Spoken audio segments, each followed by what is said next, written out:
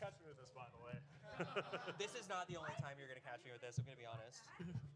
Elrox, stand up. Elrox is a masterpiece. Yeah, I love that one. We told, and so we were making these shirts. I was making these shirts with IRL friends, and one of them is an actual artist. So we were like, okay, yours is gonna be too good, so we're not giving you a reference. Just draw what Cranky looks like. What you think? So that's what that is. It's so good. So, You guys are live, by the way. perfect. Oh, we're live. Oh Yeah. shoot, I don't know what we're even doing here. I know, right? Okay. Hello. This is the DK64 Randomizer, DK64Randomizer.com dev panel. We're going to go over the history of the program and how it was made. I am Tudos. I am Larock. I'm Kilkley. And I'm Green Bean. Hello. All right, let's go ahead and get started. Oh, yeah. Oh, Okay, well, this goes over kind of the roles we play. I'm the boss man. Killy does the web stuff. Elrock does the logic stuff, and Greemy does the AP stuff. Other people who could not make it but have significant contributions. Balam is one of the other project leads as well as lead developer. Shout out to Almost Seagull, Sound Events, UMed, and Snap for being some of the other developers that have contributed significantly. So thank you very much. All right. Let's go over some of the history of the DK64Randomizer.com project. So I posted this because this is a picture of me at HGQ 2019. At SGDQ 2018 and HGQ 2019, I was actually secretly working on the DK64Randomizer.com project. So this is a picture of me. I'm not sure what I'm doing here, but I want to get this picture in because Mumbo interacted with me not knowing this was going to be a thing. So that's why I wanted to get that in there. Okay, how this was kind of started off is that I was a big fan of OOT Randomizer. After playing it a bit, I realized DK64 had a really nice high potential for a randomizer after realizing how complex the logic tree is in DK64. Obviously, OOT only has one character link. Well, I guess two if you count Link and Adult Link separately. But DK64 has 5, so 5 characters, 5 opportunities to advance your skill tree, supposedly, in that makes sense. So it's early 2018 in SGDQ, before we even had a solid plan. I was making like we're not going to go over these links during the here, but once we make these panels, once we make this slideshow public, you can click the link and kind of see what our work was like here. But I was making logic table notes, logic notes, initial goals, things like that. So you can check those out once we post this publicly. It was mainly Balam developing at this point. Myself, Mittens, Nernicus, and Bismuth also contributed in some ways here. I just want to give a huge shout out to Isotarge, who has not really developed the randomizer, but like he was the one that really pushed forward the initial like diving into how DK64 works. So big shout outs to them. All right, the first version is actually not a ROM hack. We'll get to the ROM hack in a bit, but we actually use the Lua version, which basically meant we were using BizHawk's Lua module, and we just basically wrote the module in Lua and would randomize the loading zones to there, and that's basically all what was randomized. We have a little bit of links there for further reading and viewing for your enjoyment later. You can only really use 3 specific versions of an old BizHawk branch because BizHawk's a great program and DK64 only worked with 3 specific versions. So great. You can move on. And this is literally what the program looked like. There was only these options. So you had barrel randomizer, which is the mini games. There was loading zone randomizer, which is always on. You can give all the moves. You can give you randomize the move prices and lock all Kongs. I am using Jabo 1.6.1. Very, very descriptive. You can do random splat locations, random bandit port locations, tag anywhere, and you could set the length and the speed. That's literally all this started at. So like, as complex as DK64 Randomizer is today, this is how it started. So like, if you want to start your own randomizer with your own video game, for instance, Mystical Ninja Star and Goemon, like, you can have a little bit of options there, and like you can kind of go forward from there. Like it's not gonna all come in one day. It's a progressive thing. So Do you think anyone ever unclicked the tag anywhere button? I know of one person, and I think it was actually Kuiper. My goodness. Two people. The least clicked box of all time. All right, so DK64 finally gets a ROM hack. January 3rd, 2020 was the date. This is the very first time DK64 had a ROM hack, and actually that was made right before HGQ 2020. I loaded onto my EverDrive, and I proudly bragged to AGDQ goers that this was the only DK64 ROM hack in the world was on this EverDrive. So there is actually a complete video by Balam on how the whole story went. Like, it's really cool. Definitely recommend checking that out. It's about 10 minutes long. We're not going to go over that here. You know, in past, I actually think I was there for that one. Yes. And I remember you talking about it so much and going, I don't really care about this too much. And here I am somehow now. But man, you were really, really excited for it back then. Oh, I 'cause was it was very huge excited. advancements. Because remember, this is like, obviously, like many things like OOT, Super Mario 64, they got their ROM hacks, maybe a couple of years after? It was, we waited 21 years for the first ROM hack of DK64, so that's how long it took. Let's see here. So because a DK64 ROM hack ROM hack was now made, it kicked off our own development process to make the randomizer a ROM hack instead of using the Lua version. So next slide. All right, so basically it took us effectively a year and a half, 2 years to actually, once we had the ROM hack, it took us that long to actually get the, like I guess the randomizer, the Lua version into the ROM hack version. So it was a slow grind, but like it eventually got into spate on June 4th, 2022. We're like, hey, I think it's finally a good enough state. Let's go ahead and publish it. Let's see how it goes. So loading zone rando, move rando only confined to shops, but overall very similar features to the Lua version. So there really still wasn't much options at this point, but at least it was a ROM hack, so you could at least, you know, play it on EverDrive, play it on whatever emulator you wanted to, as long as DK64 worked, which, to be honest, doesn't work on a lot of things anyway. But there are more links for you to check out once we make this public. Below, you can check out the promo video and the roadmap on how it looked at this point then. The biggest, I guess, restraint for DK64 is the memory heap size. And I want to just bring this up quickly because most N64 games do not have an expansion. They do not use the expansion pack, which is 4 megabytes of RAM. DK64 is required to use the expansion pack. And to be clear, we got to clear this misconception up right now. It was intended to use the expansion pack. It was not a last-minute addition. Correct. And we know this because DK64 does, in fact, use effectively the entire 8 megabytes of RAM.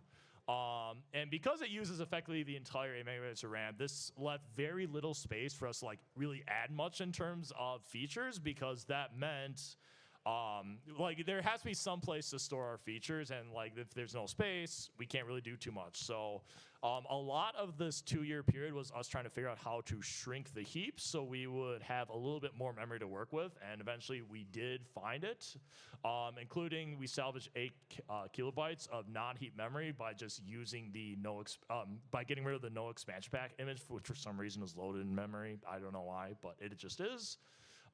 So that's kind of the story behind that, and after we shrunk the heap, we could finally get started. Also worth noting, this is a battle that continues to this day, and we are still constantly trying to shrink the amount of heap and RAM that we use. Yeah, compared to like OOT, where they don't use the expansion pack, they could use that extra 4 megabytes of memory from the expansion pack to do whatever they want with it. We have to live with what we are given, so until maybe there will be like a decomp of DK64 someday where we can effectively move things around a little bit more efficiently, but for now, we are just dealing with using memory with what we have, so.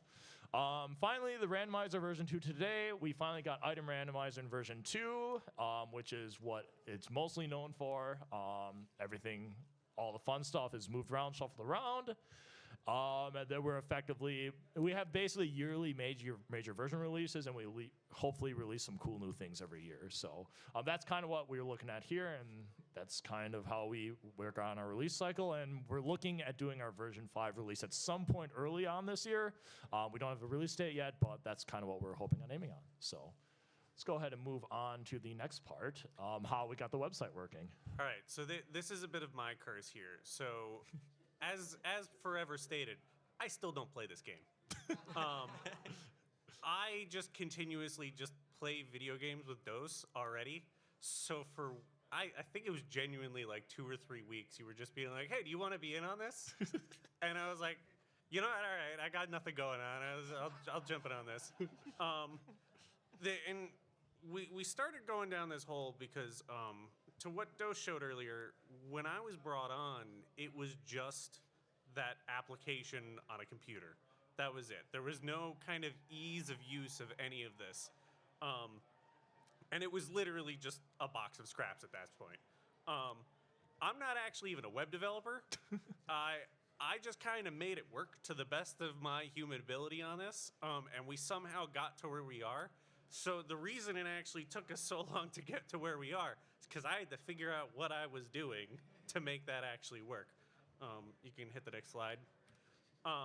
So the version 1 of the actual website was doing a couple really convoluted things, is the way I would say it. So first of all, we were using a library called Python that let us run Python in browser directly, but it was super limited and super slow and super inefficient for us that it made the site really, really slow to load. And like, I know we've kind of made advancements over the years here that everyone's kind of seen of like, hey, things load quicker and quicker. Back then, it was like, you might be waiting a minute for it to properly load. And then on top of that, all of the actual code to do the randomization was Lua. We were running Lua in the browser because we had no other option at that point in time. It was like, all right, here's what we already have working. Let's just kind of slam it in there and hope for the best. But as we started going down this kind of chain of thoughts, we actually started maybe thinking, do we make this a desktop application still as it was previously? We tried it for about a month, and then I got too lazy to maintain it. So I want you all to know that if you wanted it as a pre-baked desktop application, it's my fault, and I'm probably still too lazy to fix it. Because it's really not worth the effort. You can hit the next slide. So we've kind of moved on over time, and we've swapped to a thing called PYOD. At least that's how I pronounce it. It's still Python in the browser, but it's a lot more efficient, and they've been using it for scientific learning and things in browsers. So there's a lot more advancements on that. So we're actually able to do full Python library support in the browser. So we've been able to make more and more advancements. We've been using proper Jinja templates now, as much as Elrock hates the fact that we use Jinja still. For context for everyone here, Jinja is just a way for us to template out the website. So instead of us writing every line of a framework, it just kind of slaps sections together. So the header's the same on every page. We don't have to play different things with all of that. But we spent a lot of time going through this and trying to speed up the efficiency of this, because as noted, it was slow. It was not great. And we kind of really, I probably kept bringing up every few months, hey, we need to spend time on how to actually do this. But as noted too, back in these days, the actual randomization was done in browser. This wasn't running off on a server somewhere. Our initial stance on this was it is fully in browser and browser alone, which was making generation times for a new seed. I think the longest we had was like 10 minutes. It's pretty rough. The early days before version 2, there's a lot less to shuffle, like way less to shuffle. You're basically just moving items around in shops. It still took forever. So then when we get a full item randomizer proper in version 2.0, you double the seed generation times. It's like, we might have a problem here. Yeah, so you can hit the next slide now. But so we actually ended up starting to run at a server, and this is kind of the closest to where we actually are today. I think this might actually be the today screenshot. But we really did finally decide to just run hardware for this. It was a huge contention internally for us for a long time to decide, hey, we need to actually spend money to get this in an efficient way. But in the end, it's really kind of caused the best benefit for out of us here, because that split of that functionality has actually allowed us to do a lot more moving forward. It allows us to do things like shareable seeds on the website, things like that we really didn't have up until this point. You couldn't just send someone a link and be like, here's my seed. You had to send them your patch file and then hope it cooperated. So that's really the complexity we had there. So It really gave like a source of truth for whenever you were sharing sheet with someone for sure. So that's why having a server is like really beneficial if you want to do something like that. yeah, go ahead. Shoutouts to .lanky as our patch file. That was just a gag, and we just ended up doing it. So It's how does done. this actually work? So we actually have a front end and a back end on this. So there's actually like a stack of things that could possibly go wrong in all of this. The actual front page when you go to the website is run through GitHub Pages, something we don't maintain. It just runs off GitHub and we're done. All the generation actually goes back through a server. This is all fully Dockerized for us. So that's kind of a isolation layer where we can just spin up the whole system in 10 minutes at max. When I say 3 minutes, 30 minutes. But it's one of those situations where it's a lot more. If something goes and breaks, at worst, I'm probably out 30 minutes worth of effort. And this is all API driven compared to back then when I was just kind of going, well, maybe we'll just try to make the JavaScript call and hope for the best. But now we actually have a proper API endpoint. So go ahead. Yes, we actually do have an API for this. It is actually public to be able to know how to use it. We don't really allow other people to use it, but if people have a good use case to hit any of that actual endpoint data, please give us a shout. We'll gladly give you a conversation on it. But it's truly how we just kind of talk back and forth on how anything gets queued, how seeds get created, etc. So why does the site actually go down every few months? So usually it's a laundry list of things. We do actually, if you look at that screenshot on the right, we have alerting and things on when things break, things like that. We actually have metrics. But 90% of the time, it's the order of, is Cloudflare down? Okay, that's going to break it. Is GitHub down? All right, that's going to break it. Someone pushed bad code, statistically me. That'll break it. I'm too lazy to fix the certificate issue that happens every 3 months because it's every 3 months. I have a fix. I'm still just too lazy. And then someone forgets to tell me the server ran out of storage because we back up the seeds so you could load them on the site as you go. And that's about the extent of it. Yo, I got pinged for a cert issue on Saturday night at the Bucks game last time, at a basketball game. It's true. I don't even remember where I was. All right, so we've talked a fair bit about the DK64 of things. We've talked a fair bit about the .com of things. It's time to talk about the randomizer aspect of things. And to that, we got to zoom out a little bit. So what is exactly a randomizer? A lot of you in the crowd, y'all know what you're talking about. Y'all are familiar with DK64Randomizer.com. You know the drill. But to give a broader, higher level perspective of what a randomizer is, we have to kind of zoom out. So you can think of this image, this diagram, as a sort of bird's eye view of a world, right? Some sort of whatever game it is. In this top-down view, you can see that there's maps. These scrolls are supposed to be maps. The nice squiggly is the closest image I could get. And so inside each of those maps, you've got those stars. Those stars represent locations. That's where an item might be. You've got arrows between them, which are transitions of a sort. You have to get some way between them. The locks on them, maybe there's some sort of requirement to access that transition or location. And you have to sort of abstract out the world state because you need to represent the world state if you want to understand it and be able to randomize the items in it. So when you convert it into code, it looks something like this, where you get regions as maps, and the regions don't necessarily have to be their own map, but they can be like a chunk of a map. And inside those regions, you've got locations, and you've got transitions between them. You got to keep an eye on the logic statements that are essentially the locks that give you access to transitions or access to locations, and inside those locations, that's where the items are. So with a proper world state model, then you have to fill the world. And when we talk about filling, it's a bit of an arduous process, and it gets pretty technical, but we're sort of simplifying it here at a high level.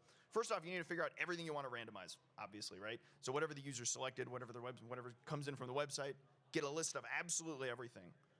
And then you take an item from that list, and all right, we got to place it.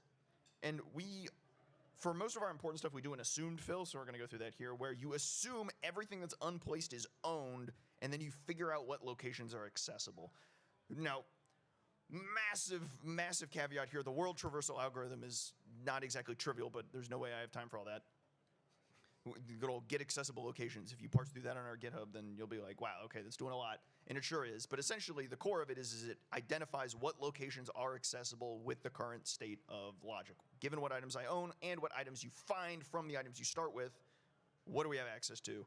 And once you have a list of all the locations you have access to without the item you're about to place, you then put that item in a random accessible location, and then you repeat until you find every single, or we repeat it with every single item. And in a record-breaking collectathon like DK64 Randomizer.com, it can take a hot minute. And so there are so many tricks to speed it up.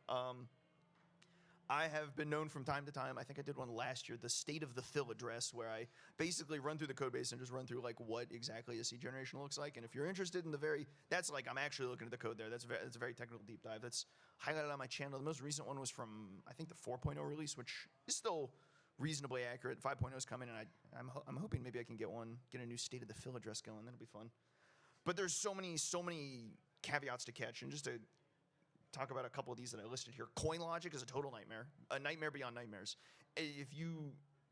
I would wake up in sweat, just dripping sweat at night thinking about coin logic sometimes. It's an absolute terror. When you have consumable items that you have to potentially ration out, and maybe some dingus goes and buys a junk item with the coins, and they can't buy the progression item with the coins, how do you handle that? You got to be able to account for that. And then there's so many other small things like just handling day, night, and forest. How do you handle 5 Kongs accessibility, right? Is tag anywhere in logic? Is it not? You have to kind of sort of handle some stuff like that. And then anything else to speed things up. So many random things. And if something I didn't mention here is interesting, you can ask a question about it, because I can talk about this for hours. I believe the last state of the fill was 5 hours. So something like that. Just get me going, and I'm just off to the races. And this game is enormous. Our first couple iterations on version 2.0 and our first proper item randomizer was just blind. Just run through the world and find things. Anyone who's played DK64 Randomizer.com at all knows that is impossible. You will find things, sure, but finding where to go, yeah, good luck. You're not getting anywhere. It's going to take you forever to blindly stumble into exactly what you need. So, hints to the rescue. This is where our game design chops come into play. This is the sort of language that our runners will very intimately understand. Stuff like guitars on the path to key 3, that's fairly straightforward. Intro level, I need guitar to get key 3. Some guitar check is required to pick up key 3. Nice and straightforward. Factory Chunky Darkroom, a specific location is on the way of the Horde. How does the way of the hero from Zuder? Straightforward. Let's just go to this location and just get something important. And then you take that important. You know an item is important there, whatever you get. Okay, so then let's use that. And you sort of build a chain as you go. And this culminates in the big multipath hints where you get something monstrous, like something about collecting Japes colored bananas on the path to keys 1, 3, 8, final lanky phase and chunky phase. And you got to figure out what that very important item is and do it all over the place. And so some assigned reading for you all is all about hints on the DK64Randomizer.com wiki, and where I just ramble on about every single nook and cranny and niche and nuance of the hints that are, I think they're beloved. Is that fair to say? What, the hints? Does that pat my back too much? I think the hints are pretty beloved, Okay. I would say. Okay, cool. I'd say they're enjoyed. I'm glad that I got validation there, so I didn't I don't know why you'd ask me. feed the ego. Yes. But really quick before you go on, like obviously the hints can range from like guitars on the path to key 3, very easy, straightforward, but like you make it something as complex as the second one from the bottom, which is something about collecting Japes colored bananas on the path to keys 1, 3, and 8, final lanky phase and chunky phase. So the beauty in DK64 Randomizer is to kind of like, if you want to get good at racing or something, like is parsing what exactly that means. Like there's something there is going to get you on a path through all of those things. It provides so much depth and replayability to the randomizer, in that every seed is a unique puzzle, and unpacking the hints and trying to figure out where to go and what do I need to do with this item and where to go from here, and I still need this item for this location, and then you're tying you basically have like a conspiracy theory board where you're just like pulling strings together, just like, all right, so I gotta go here. Every single seed. And I'd like to point out, we have a character limit. Yeah, we can actually only throw so much in there. So a lot of times when we're like, hey, maybe we can make this better, sometimes we are just literally limited by that. That goes back to the memory limitation we had before. There is a contingency in there. If the hint text gets too long, it actually displays shorter hint text, which is hilarious. rarely comes up. We've got a couple tricks that we're very conscious of it when we, conjure the hints. But sometimes a region like Jape's Colored Bananas is on the longer side. So if that had a few more, like, free Kongs or another in-game phase on there, could have maybe made the cut. This is also just one random seed I generated. I did not curate at all. I just picked this out of a random seed. So you'll just see stuff like this all the time. We also recently truncated the research and development area to just the R&D area so that we can fit longer hints. Well, that was because the ampersand is not a thing in the DK64 font for That's the whatever other thing, reason. yeah. We wanted to do it because everyone calls it R&D, but it's obviously R&D. But where's the and? There's no and. Now there is. They forgot the and, and we made it. It looks pretty good, I think. Oh yeah. So first of all, shout out to State of the Fill, by the way. That's one of the things that got me into DK64 Randomizer, actually. I wanted to talk about. We talked about the DK64. We talked about the randomizer. We talked about the .com. What's missing? Archipelago. So this year we created an Archipelago integration. Well, they did. I joined after that and started working on it after. But basically, Tudos randomly started a stream and was like, "Here's Archipelago. It's coming out in 2 weeks. Have fun." It was crazy hype. You had to be there. So I didn't like. This is a still from the original trailer, and it still roughly looks like this today. We had Killy playing Doom during that first AP, so like you could tell all like the Doom items were appearing in DK64. People were losing their minds. Yeah, it was awesome. Next slide. So what is Archipelago? I guess I should probably explain what Archipelago is. So it's both a program and a protocol for multi-world randomizers. So the idea is you get multiple friends together, or just yourself if you want, and play multiple games that are all randomized between each other. So you could find an item for Banjo-Tooie in DK64, and then another item for Ocarina of Time in Banjo-Tooie, and it all cycles around and creates some really complex logic graphs. It's really cool. There are two types of worlds. There are core verified and custom worlds. We are a custom world. We are core verified worlds are actually bundled with the Archipelago program. We are a custom world because we are still working on a lot of things, and there's a lot of work to be done. And yeah, next slide, please.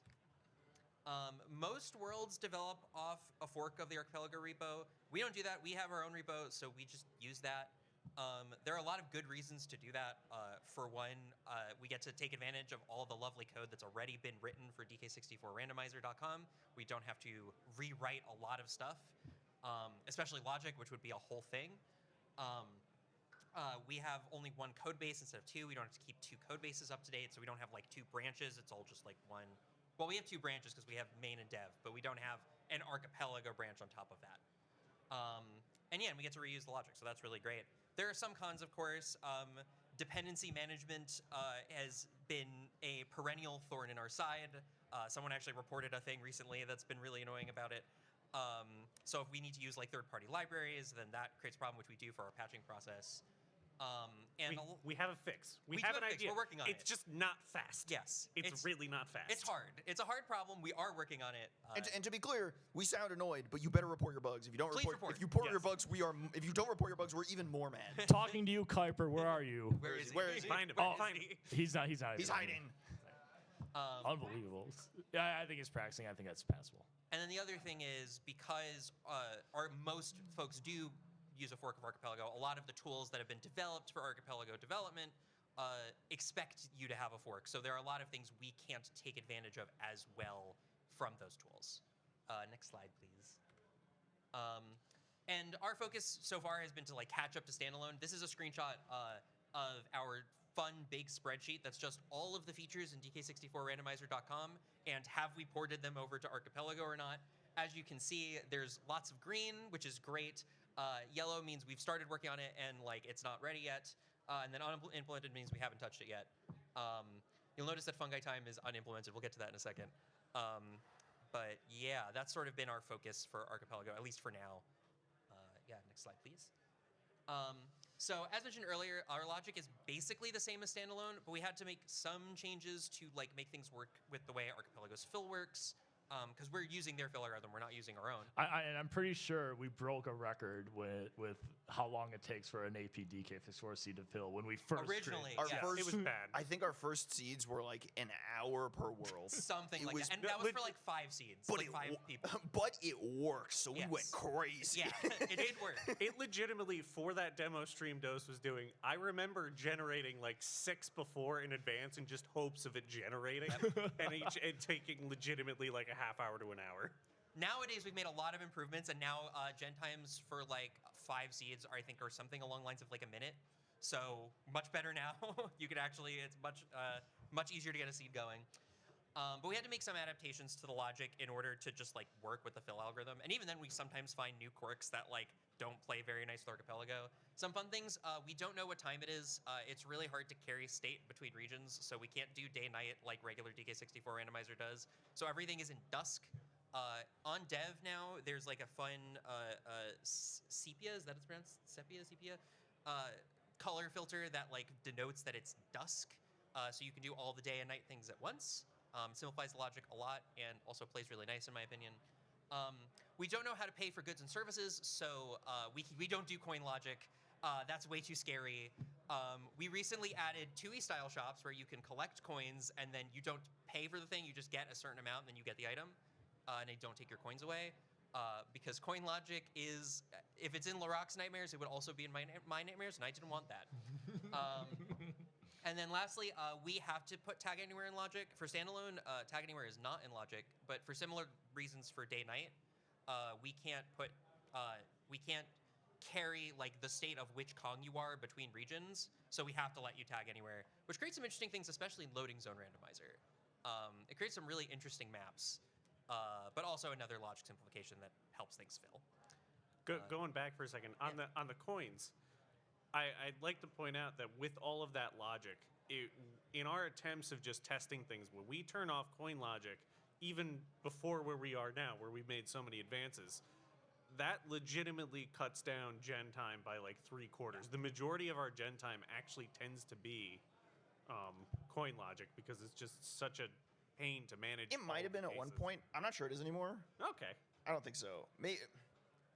It's probably like a 6th, maybe. Oh, we've gotten better then. Maybe it's different. Well, a little bit.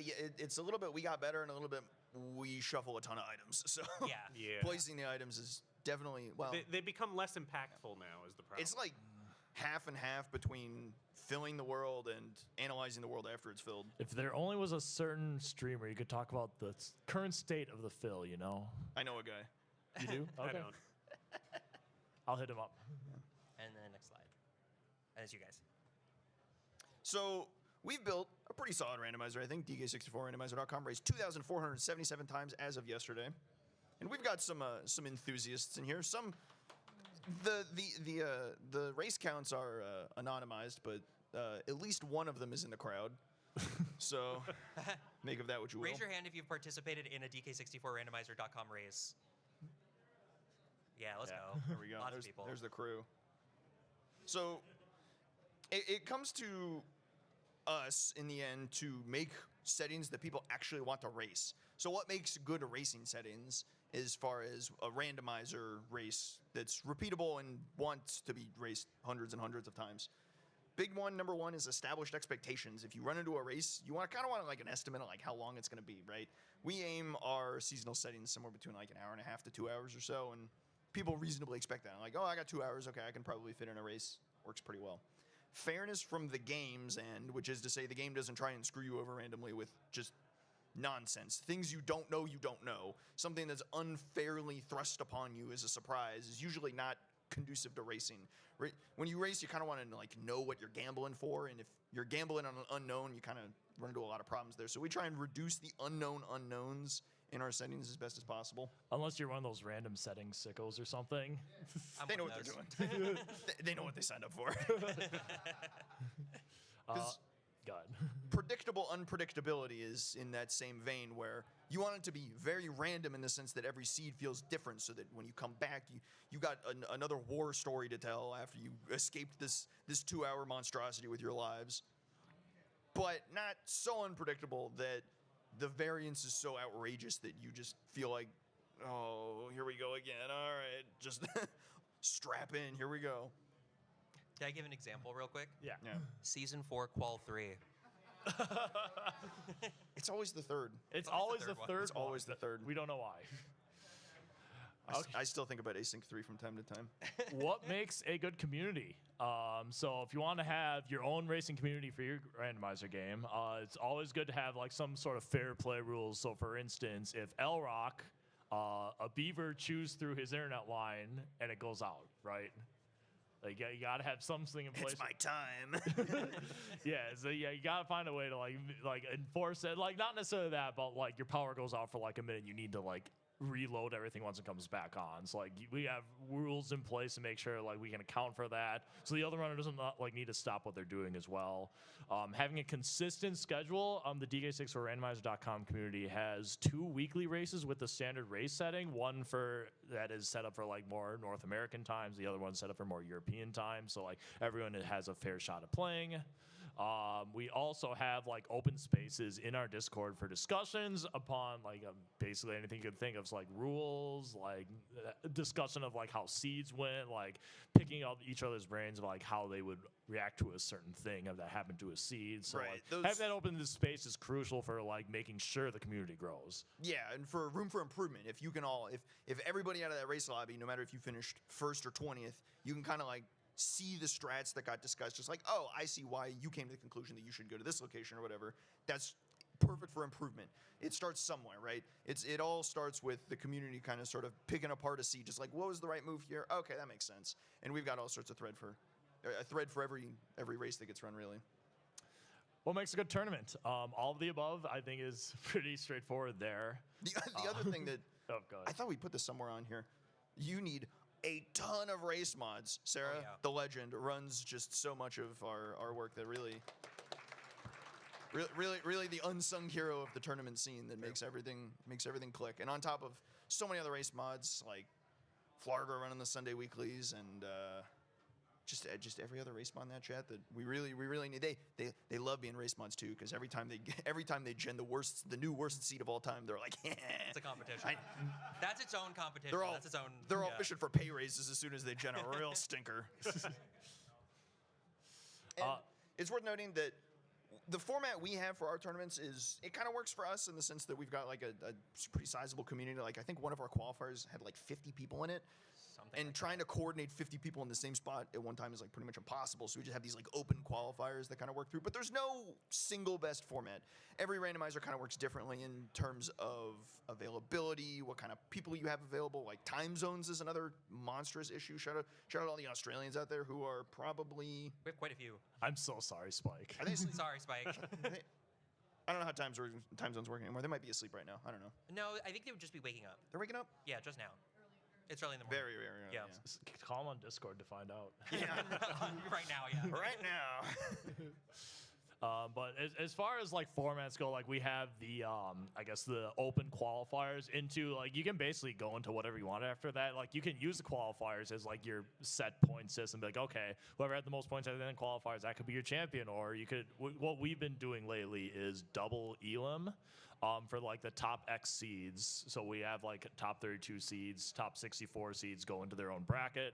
We could do the things like that, but like there are also other options too. Like you could look into like Swiss is a pretty popular one. Even single elim, it obviously not as consistent. Like you could get screwed over by a seed badly like early on, you're just done. But like that would speed up the tournament process greatly. It all boils down to logistics, where the resources are. If you've got tons of race mods, then tons of 1v1s can kind of work. If you've got communities and all sorts of just all over the place where getting together at the same time is impossible. Maybe you have to look into asynchronous solutions, but it all depends. There's no real one best format, and we've seen so many randomizer tournaments just all over the place do all sorts of cool things.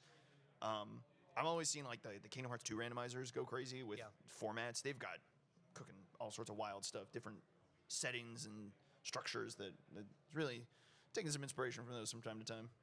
Yeah, just go to racetime.gg, check out like the top randomizer race. Like you'll see like LTDP and OOT always on the top. Like you can check out how their tournaments are formatted too. Like there's a lot of options you can even look at to consider what's best for your own community. They heavily automate their whole system too. They have their race bot is generating so much for them these days.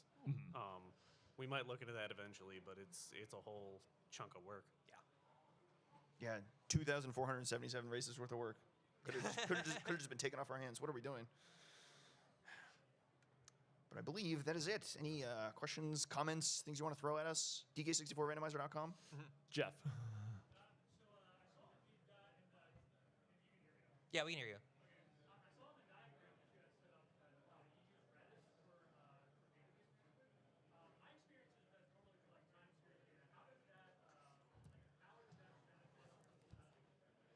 I think that's a killer question. Yeah, Can this you is repeat me. what he said? Yeah. So the question is generally about how and why we are using Redis in our systems today. Specifically, what we're using Redis for is coordination of our workers.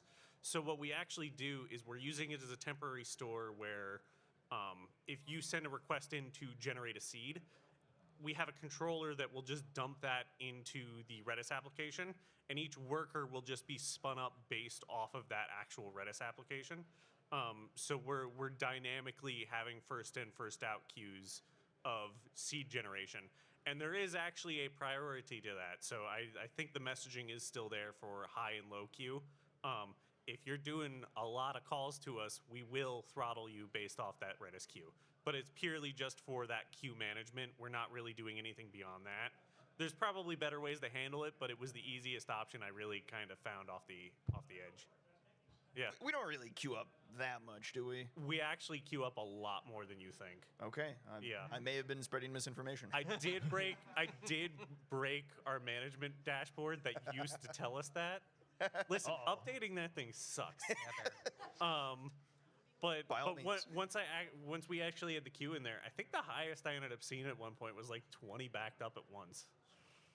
Probably right after DK64Randomizer.com gets mentioned live on stage in front of 100,000 people. I probably need to increase the work. I need to go tweak that. Well, it's not like there's a run at 11:16 p.m. tonight in the main stream room or anything. So what you're telling me is do this right at like 10:50? Yeah. Yeah.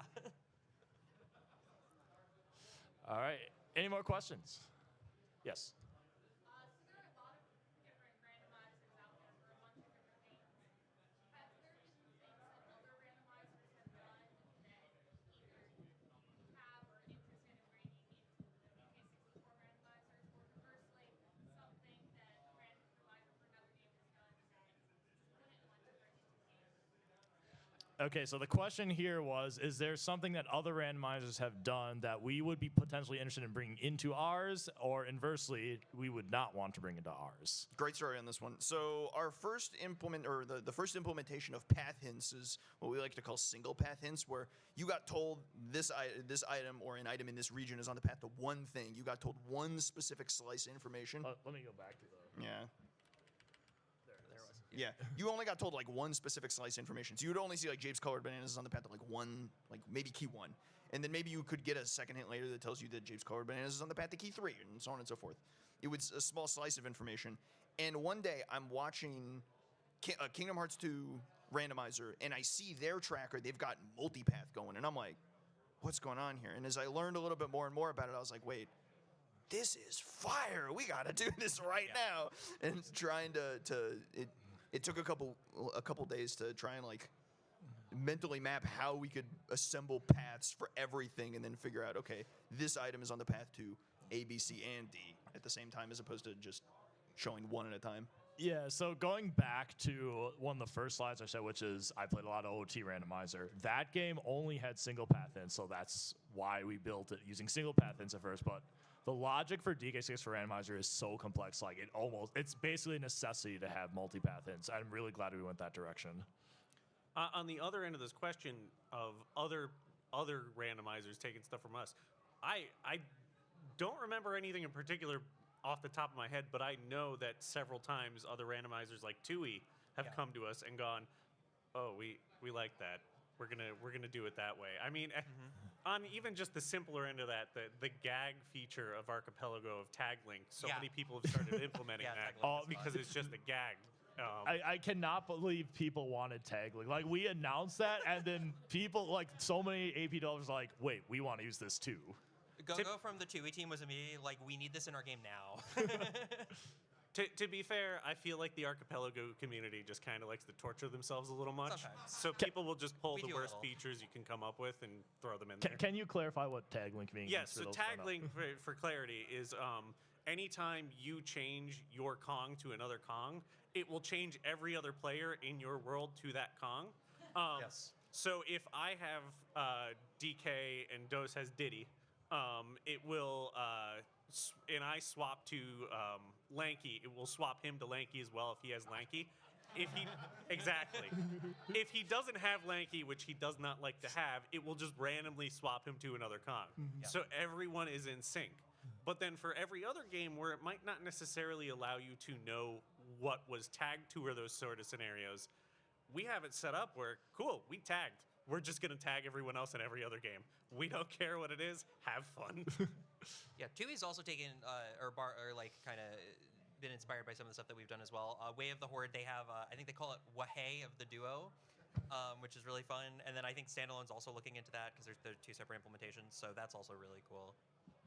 And then I think the last piece to that question is: was there something other randomizers do that we wouldn't want in DK64 Wouldn't. Randomizer? Can we think of any? The floor is open to a lot of stuff. A lot of stuff, yeah. I think so. One of the things we showed off in the dev interview is the sound effect rando. Oh my Lord. There God. are so many really annoying sounds in DK64 Yeah, that just are the- not okay to be machine gunning off like that. It's No, just like, yeah. help, help. That one got axed for danger potential. We do have Yeah, people from time to time save people from themselves. Like if you really want to tick all the boxes, oh, don't help you. All right, Hoytley has a question. Do you guys have any sneak peeks you want to give us on what is going on maybe right now that we could possibly see for the next season? All right, the question is there any sneak peeks on what's going on right now for the next season? I don't think we have anything right now, to be honest. Nothing prepared. I mean, you might have, as you might have surmised, a lot of the preparation lately has gone into the ongoings next door in a couple hours. So That guy right there, that's the reason. There he is. we found him. Oh, he's not. He showed up. and the other thing about this is, while we do tend to shadow drop features because it's funny to us, Guilty.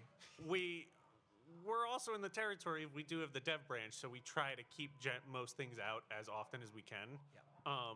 Known stable game DK64 needs lots of testing. Never Yeah. crashes. No. Especially not in testing. We definitely have a couple things that are just kind of planned for the future, but nothing that I would say that is like a functional huge benefit for people at this exact moment that they would throw into their seed. Yeah, especially right now, we're definitely in like bug fix mode for 5.0. Every we kind of go through an alternating cycle of cool, here's some really cool features, and now we need to go fix a bunch of stuff because it increased the gen time so much. Yep. Now we need to go back and clean stuff up. And then once we clean stuff up and the gen time is shorter, then we can fill more things in that slows it down. Yeah, that's usually how it goes. Burn Dash. This is less like a direct question, more of like a, I would love to hear you guys talk about plando and like how you're Ooh, planned. I think that's like been such an interesting one to me, like trying to get it to work, like all the logic around plando and setting all that up. So like anything to talk about plando, go wild. Real simple way to do plando is just place the plandoed stuff first, right? So when you think about everything that needs to get placed, you just take the stuff that's going to get plandoed out of the things that need to get placed, put it in the world, and then everything else just falls into place. And if it doesn't fall into place, then, well, whoever plandoed it probably bricked it somehow, so unlucky.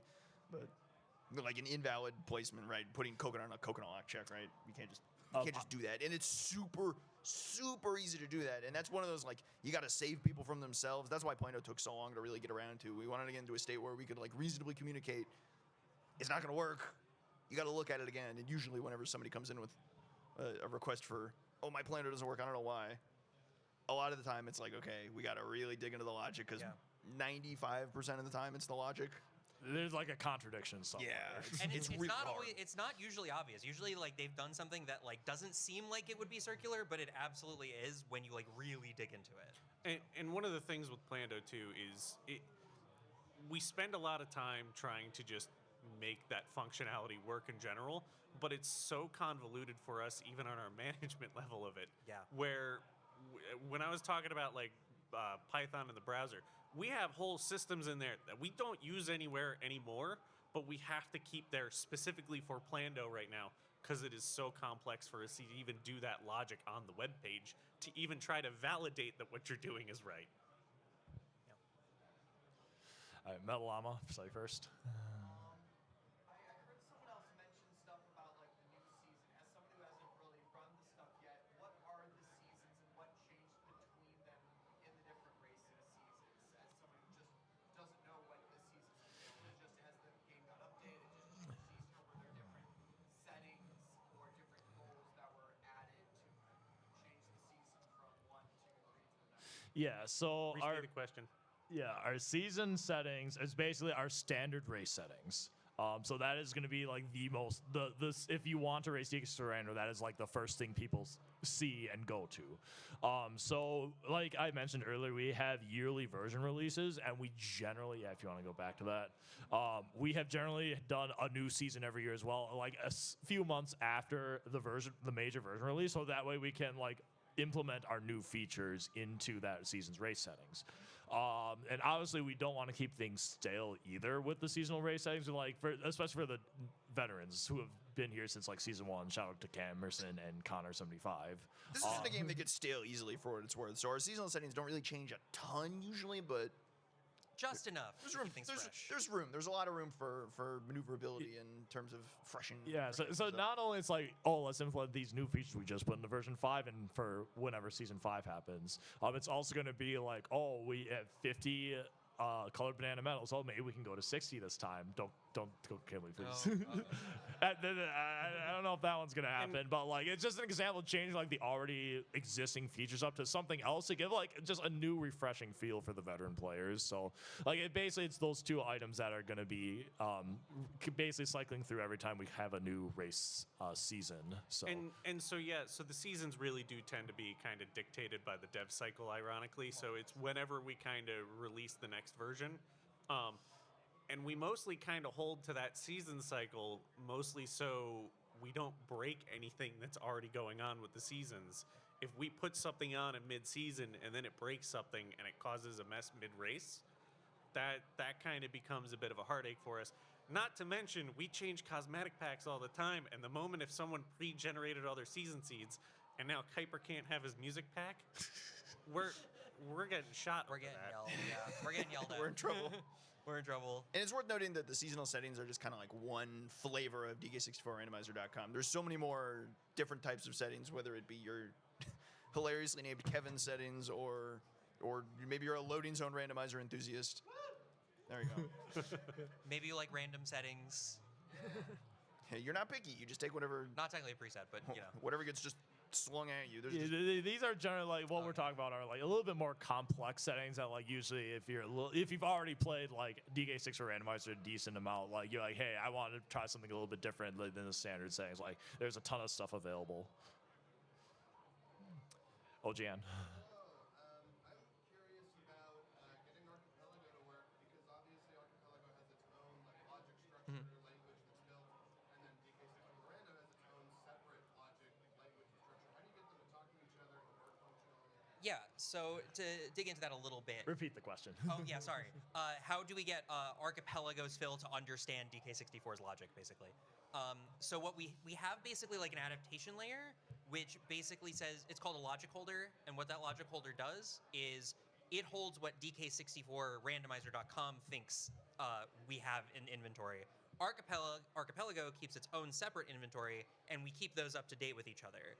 And then what we say is, given an Archipelago inventory, we know what the DK64 inventory is, and then that's what we actually do the logic off of. at the underlying structure is the same. This diagram holds true for both Archipelago and DK64 Randomizer.com, so it's just a matter of translating how we have described all that nonsense into how Archipelago can understand that nonsense. So it's essentially just a lot of It's a lot of glue code. translation. Yeah. And it's literally just that one set of middleware kind of in the middle there. Yeah. Middleware.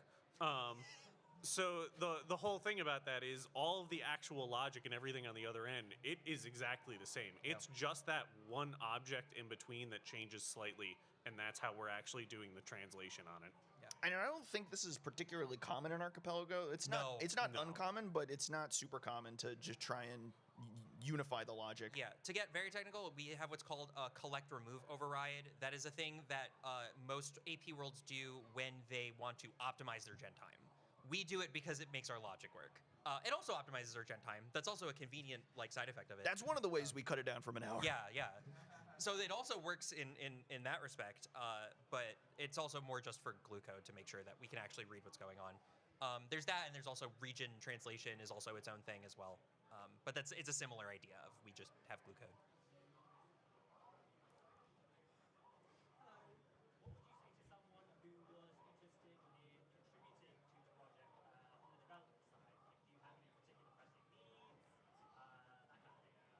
Okay, so the question was if there's someone interested in like contributing to the project, is there like any specific like needs that we're looking for right now? And to be honest, I feel like anything we could like use, like we could use right now. We need gamers. That's what we need. We need gamers. Top tier elite gamers. I think it's worth mentioning the DK64 Randomizer project is an open source project on GitHub. We use the MIT license, so as long as there's like no conflicts with that, like you're allowed to contribute. It can be anything we need right now. Like Elrock does a lot of logic, but like if you want to help with logic, like I'm sure he could appreciate the help. And I they touched didn't- some of Larock's code before. They didn't ask me to jump in. I found DK64 Randomizer shortly after the version 1 release by watching good old CFox7, the legend himself. I saw him streaming it and I was like, ooh, this looks nice. And so I hop in, I look at the code base and I'm like, oh yeah, let's get cracking. Yeah. And I started with like one like simple feature. I think it was like pre-tagged warp logic. That was my first PR, I think. And then the gang sees my PR and is like, we need this guy in here. Get over here. But One so- thing led to another, and I've rewritten the fill twice. So on the other front of this here too, there's kind of two directions you could go on with it. I know I kind of threw out the example of a lot of other teams, randomizers automate their race time integration and whatnot. You could always jump in on that kind of things that you kind of see where we're lacking. Or if you just go and say, hey, this is a really cool feature I think I could throw into the randomizer really easy, open as a pull request. We have no complaints with anyone contributing at any time. You do have to put up with our linters to make sure the codes follow our standards, but that's about it. I'll also add, as one of the more recent joinees to the team, I was welcomed in very easily and gracefully by everyone. So, like, contributing is like a really nice experience, I found. My first PR was adding hints for Path to the Bean, which is very important. And, you know, things just kind of escalated from there. So, yeah, I would say just kind of jump in and start looking at things that you want to do, you know? If there was one thing I would really want, like as the team, I'm requesting for the team, could really use help with right now is understanding how models in DK64 work. Because right now we cannot do custom models like OOT. Like we really need like help in that regard. So like if you're interested in diving into the depths of how N64, DK64, etc. works, Yes. that's the spot we could Specifically. use. I was about to say, it's all well and good until you put it on God's chosen console, the N64. All right, anything else? We have about 5 minutes left. Metal Armageddon. What goes into creating custom music for? Oh boy. Oh, boy. I want to open up that Pandora's Yeah, box. yeah. So I've been subjected to you long enough. I need you to talk about this. So the question was, how does one contribute to the custom music scene? So I also mentioned it was a big Pandora's box, and really it is, because like I personally did not include it in this slideshow because like I would have gone on for hours just talking about how to convert. It's largely an independent enterprise, right? With custom music, you don't need the custom music, but it bakes in so seamlessly, and it's just so good. It really puts the icing on the cake. if you will. But the real TLDR is getting or creating your own MIDI of a video game soundtrack, throwing it into your favorite DAW. It's probably gonna be FL Studio or Reaper. Rearranging it so that DK64 can actually read the MIDI, because like if you're taking a Genesis MIDI and trying to put in DK64, it's probably not going to sound right. So you need to update everything to make it so that it's readable by DK64. And then we have a program that converts that into a bin file, which gets shoved into DK64 once the seed's getting made on the randomizer website. So I'll have a big shout out to Schwartz Gandhi in the back there. He is one of our biggest music converters. I think he might be the biggest one, actually. I think he's tied. Yeah. What How many? was the count? 185 music conversions. So And we're big almost shout-outs. 2,000 music conversions total. Yeah, we're at like 1900 something. And I want to be clear, like, you don't need to jump in and do 100 something conversions. You can start with one. It's, No, you do. You have to jump in. As soon as you jump in, you have to fight for rank 1. Tudos actually recently did a stream where he like went through like the process of like setting up and like starting a conversion. So if that's something you're interested in, that's something you should see some content around very soon. And the reason why Metal Llama asked me that specific question is because I was watching one of their streams once. It was a Persona 3 stream, and there was a song in there, I think it was Polonium Mall, that I'm like, wow, this would sound really funny with the DK64 sound font with the DK rap instead of the lyrics. So I created it. Yeah. So, We have a lot of Persona songs. all right, it'll take a last question here. I know recently you guys have been able to model swap out coins in customization-wise. Are you able to utilize that process anywhere else in the game? So the question was, we managed to recently customize coin sprites, and you give it a set of 4 images, and the coin rotating is just a set of 4 images. But if you give it a custom set of 4 images, you can make it do whatever you want. The reason why it works so well there is specifically because it's 2D. There's 2 types of models, which is in DK64, which is all sorts of bizarre. There's like it's like type 1, type 2 or something. Blame knows the finer details, but it's most obvious when you like break open a dirt patch and a rainbow coin pops out. The rainbow coin looks a little different, and then when it stops moving, it like abruptly changes to a different model, right? So there's 2 different models at play. But I think the coins are unique in that they're just like sprites, and I think that it's just because it's just sprites, it makes it a lot easier to swap out than like a full model. I think they're technically similar to like colored bananas. I think it just has to do with the fact that we wanted to keep things so that you could actually tell what you're actually picking up, because if you just like, if we had it that you could replace colored bananas and coins, and then you just had a cosmetic pack, which would be which, and you wouldn't know. That's one of those things that's at like the cutting edge of monkey science. Yes. And like from a development standpoint, there is a playability consideration, especially for like a ton of people streaming this. Like, if some new person is like watching DK64 and like multiple sprites are swapped out, like they're not going to know how the game is played, right? Like there is an accessibility / playability perspective in that regard. So like as much as fun as it would be to allow that, we just still want to go that direction from a development standpoint. All right. I think we are done here. Thank you everyone for joining us. Except, can I switch over there? There was a problem with the slideshow. Oh. Hold on. Yeah, there was a mistake in there. Oh no. Is this What's he up to? How do I do this? Okay. Green Bean, your contributions to AP has been extremely significant, and like I want to thank you for that for the last couple months. Like your help has been really appreciated. You are a promoted developer.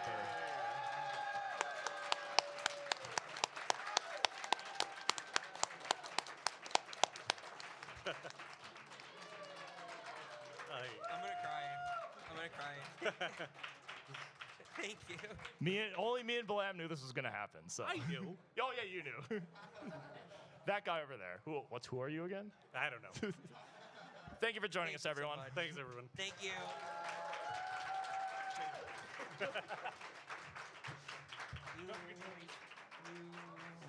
Congratulations.